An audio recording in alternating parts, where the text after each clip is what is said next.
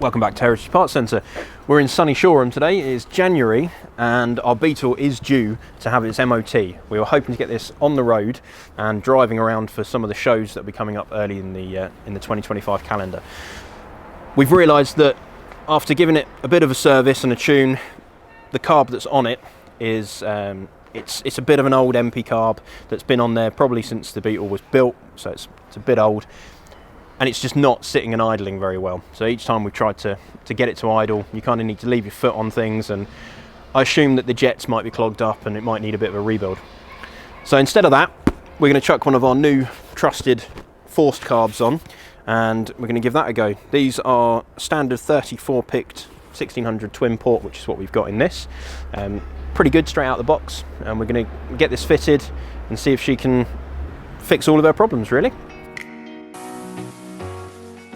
So I'm going to give it a go and see what it's currently doing. See if she'll idle this morning.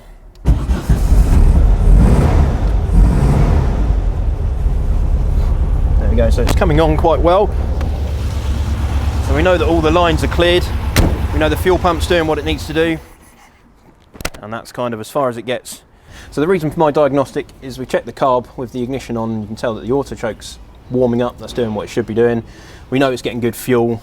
We know that the fuel pump's doing what it needs to do, so it would put the suspect being something internally in the carb, whether it's a blocked jet or something more sinister that's stopped working, not sure, but for the sake of putting a new carb on it and trusting it, if we're going to do some miles in it, I think it's best bet.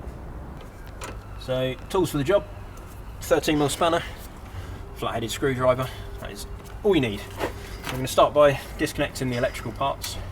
Take that off our choke. Take it off of our idle switch. We've got a few extra bits with this being the engine originally with this Beetle was 1600 injection. We have swapped it to carb, but it's still got some spacers and some quirky bits that we haven't quite got rid of yet. That's one side undone. This has got a throttle position sensor from the injection Beetle stuff as well. Be mindful and keep that out of the way. Most of it has been decommissioned, but it's normally handy not to do this in the cold, but yeah. While we're in here, I think we'll change this coil out as well. We've got our fantastic new SSP blue coils, which are built to the same standard as the Bosch blue coils. They are absolutely fantastic. The old carb is off. Just getting it separated from the injection parts there. There we go. We might have to go and grab some new gaskets as well. So here is our carb that's going on the car. So we've got our very shiny forced carb in all her glory, with peace of mind covers on everything to stop you from anything falling in there before you fit them, and a little bag of goodies. So you've got some nice new nuts. You've got the jets here as well, so if you're fitting this to different size engines, you've got different jets to change them out to. Out of the box is set up straight for 1600, which is what we've got, and we've got our studs and a new gasket as well. So we're going to go ahead and get this fitted. Yeah. Those. Just two there. And we're going to put our studs in. Short end of the studs into there.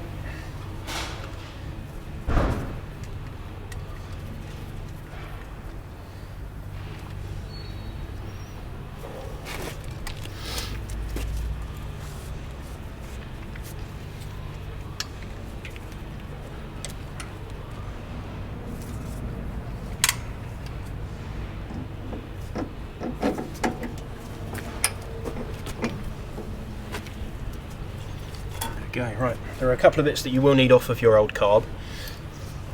The main one being this. What's that? Which is your accelerator retaining pin.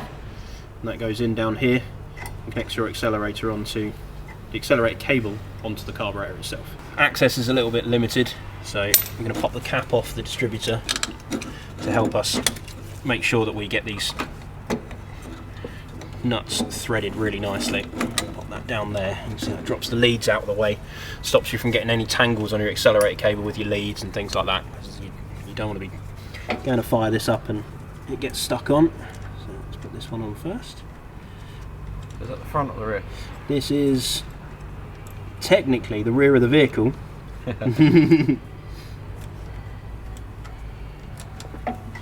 He says, and this is why you try and get as much access as possible. You can get it to screw on. There you go.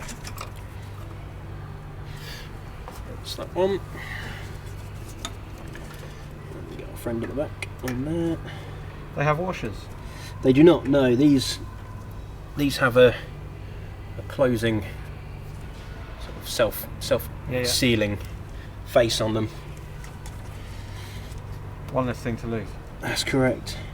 One less thing to drop behind the manifold and have to get a screwdriver and we wouldn't do things like nimble that. fingers. Okay.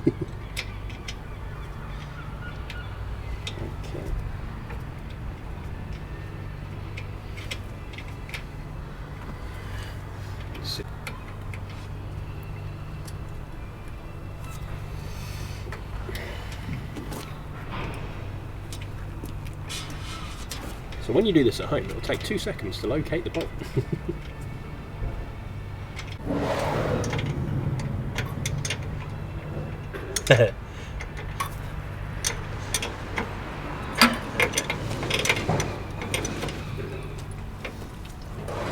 So what's the matter, Chris? Access is quite limited, and at home I have a very good bent spanner. It is a Ford spanner that gets round the back of the inlet manifold to get onto it, but we've just got some straight spanners, so what we're going to do is get the coil out of the way as well as the cap, and then we're going to gain a little bit more access to get that last nut torqued up correctly, because the biggest issue with carburation is vacuum leaks, and that's one of the things that you'll find constantly, especially on twin port engines where you've got manifold boots and all sorts of different things. Vacuum leaks can send you quite crazy, so I'm going to get this out the way here. Okay. We should apologise for all the noises in the background. It is a warehouse. We are working outside the Heritage HQ. There we go. We have tension. That looks good to me. So it's worth noting that the new nuts are 12 mils, not 13 mils. So if you're trying to do it with a 13 mil spanner, it will tighten up to a certain point and then it will just start slipping. There we go. So next thing, we're going to put our coil back on. We've got them out of the way.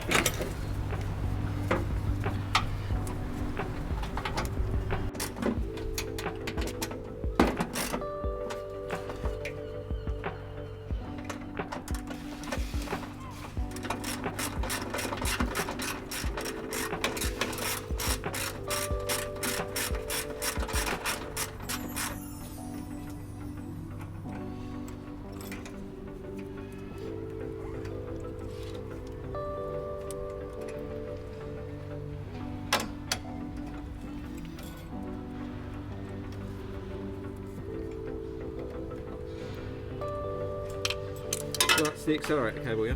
That's the one.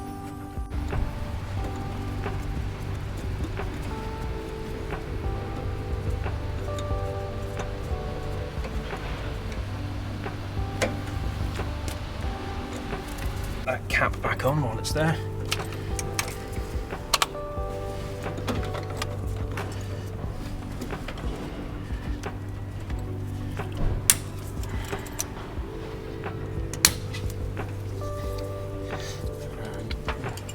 Connect back up the idle cutoff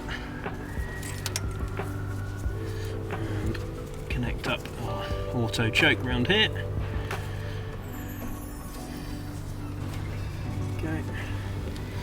Okay, so we've got a couple of bits to take off,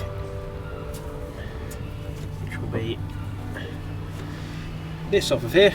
If you put your fuel line back on there with that on there, it's not going to do much good.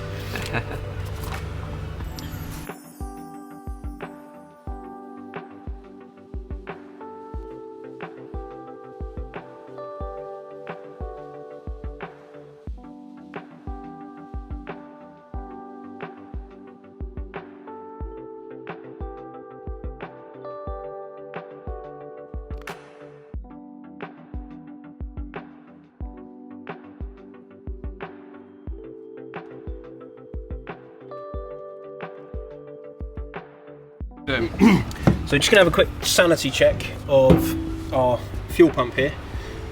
We've got our feed to the carb off, so we're going to point that into a empty jerry can and just check that it's delivering a decent amount and a good squirt each time it comes up and down, just to make sure that the diaphragm and everything's working perfectly well with our pump. Okay. Yeah, go on. Andy's going to jump in the front and turn it over on my command, and I'm going to direct the fuel into here and see how she comes out. Go on then, Andy. Perfect. Yep, absolutely perfect. So each stroke, as that's coming up and down, the diaphragm's pushing a good amount of fuel, filling this up. So what we're going to do, connect this up, we turn it over a few times, get the float bowl filled up with fuel, and then she'll start squirting and hopefully fire up. Yep. New carb's on. We've removed a couple more bits of the injection system, so it had some airflow sensors and bits and pieces on there that we don't need. So everything is now back together. These are some of the bits we've removed. The throttle position sensor from a Mexican Beetle, and some of the airflow parts for the injection system as well. The injection parts were probably giving us a vacuum leak, being connected here but not connected here. So that's one good thing done. And this was bolted onto the bottom of our manifold and sat so that it would register when the accelerator was being pulled. And again, it's just another thing to get in the way and go wrong. So we'll get all these out of the way. Just want to check the oil, because we have done an oil change. That's fantastic. Right in the middle. Could do with a little bit more, but that's good enough. Nice and golden, all fresh. So we're going to give it a good turnover. It's going to need to fill up, so we're going to have to turn it over quite a bit. You can spray some down if you've got a bottle or something, but to save that, I think we're just going to turn it over. We know the pump's delivering quite a lot.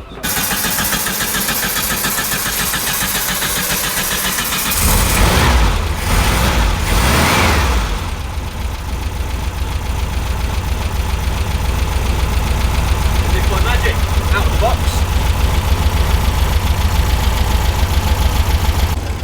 So I haven't adjusted the carb, that is just directly out of the box, straight onto the vehicle, and instantly it's now idling and it's not dying on us. So I'm pretty confident that we've maybe sussed this. I say pretty confident maybe, it's an air-cooled Beetle, so we all know what they're like. But we'll let it sit, and we'll just let it get warm, let the choke come off, and then we may need to give it a little tinker, just fine-tune the carb before it kind of gets a good run. But I think we're there.